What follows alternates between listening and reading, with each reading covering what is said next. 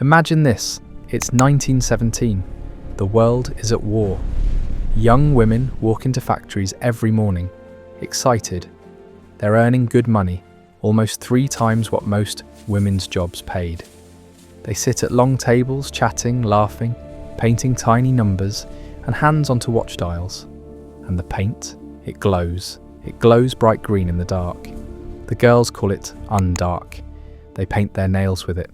They draw smiley faces on their teeth so their boyfriends see them glow when the lights go out. They even joke that they're becoming luminous themselves. They had no idea. They were slowly poisoning themselves. And the companies that hired them, they knew more than they let on. This is the story of the Radium Girls, the women who glowed in the dark, until that glow became a death sentence. Radium was the miracle of the age. Discovered by Marie and Pierre Curie in 1898, it seemed like magic.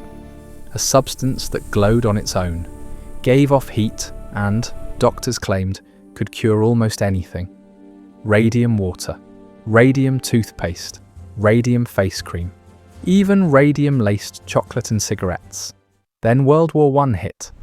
Soldiers needed watches and instruments they could read at night, in trenches, in planes, on ships.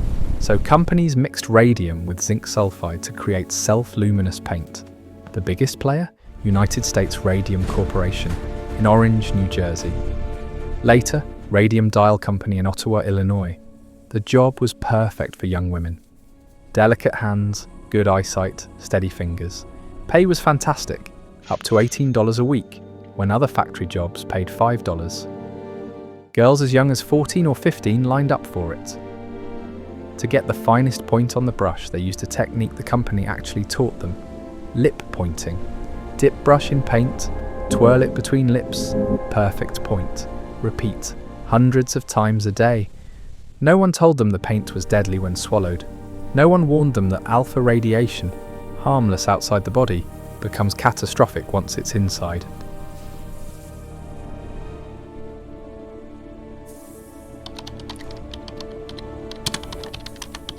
The first signs were small: a toothache, a sore foot, a limp.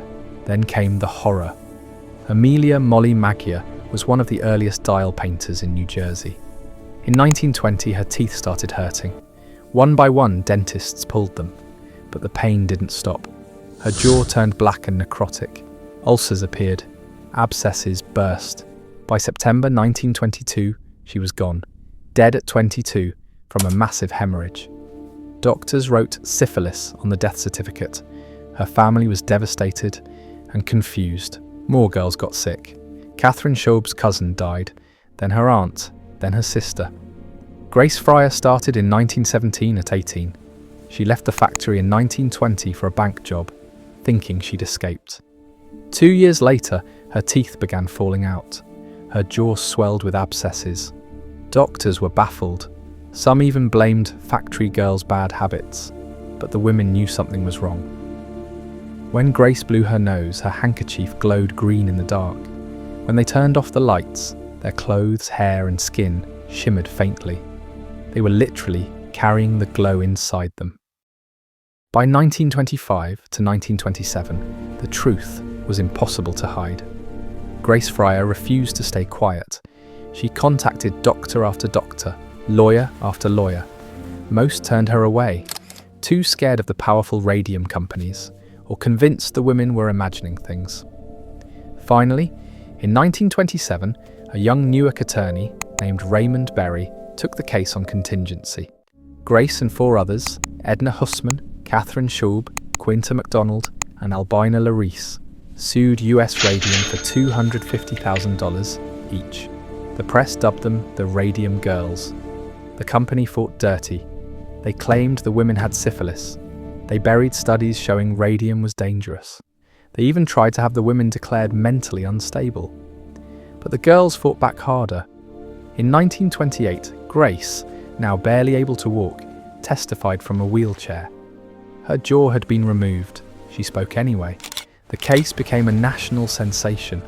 Headlines screamed about living death and ghost girls. Public outrage grew. Eventually, Under massive pressure, US Radium settled out of court in 1928. Each woman got $10,000, plus $600 a year for life and medical care. None lived long enough to enjoy it for long. Across the country, the story repeated. In Ottawa, Illinois, Catherine Wolfe Donohue became the voice of the second wave. She married, had children, kept painting dials even as her body failed. By 1938, she had a tumour the size of a grapefruit bulging from her hip. She was dying. Catherine gave evidence from her deathbed. Even in my weakness, I find the strength to speak. My voice will be heard, no matter the cost. We must proceed with caution, for the path ahead is fraught with uncertainty. Literally propped up in bed, in terrible pain, speaking into a microphone, she won. Her victory forced the state of Illinois to acknowledge radium poisoning as an occupational disease. It helped change labour laws across the country. The Radium Girls didn't just suffer, they changed history. Their courage forced the first real workplace safety regulations around radiation. They helped create the idea that companies owe their workers protection and honesty. They paved the way for modern occupational health standards that protect millions today.